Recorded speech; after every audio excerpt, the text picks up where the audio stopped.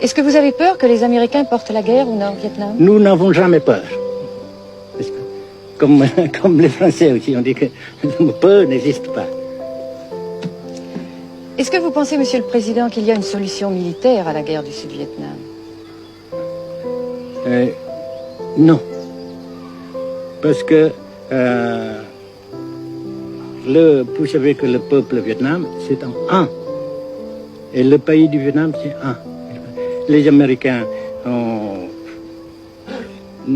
fait une guerre d'agression, comme qui dit, c'est une guerre non déclarée.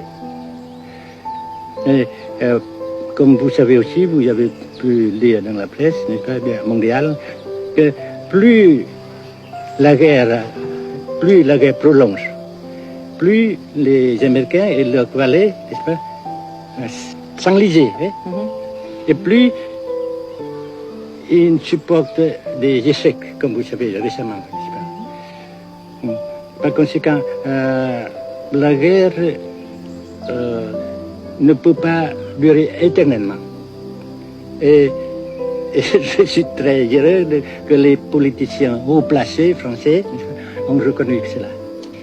Monsieur le Président, nous avons constaté avec chagrin qu'au cours de notre voyage au Nord-Vietnam, que l'influence française était devenue à peu près inexistante dans votre pays. Les moins de 25 ans ne comprennent plus du tout le français.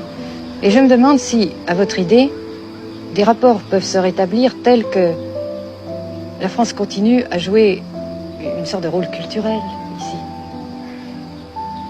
Avec la France surtout et avec tous les autres pays. Nous voulons avoir une coopération amicale, culturelle, économique, etc.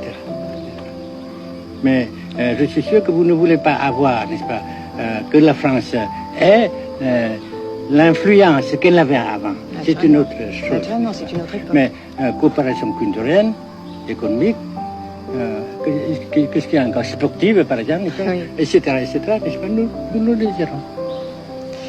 Si la guerre se cristallise au sud et se poursuit encore pendant quelques années, pensez-vous que l'avenir économique du Nord-Vietnam soit viable?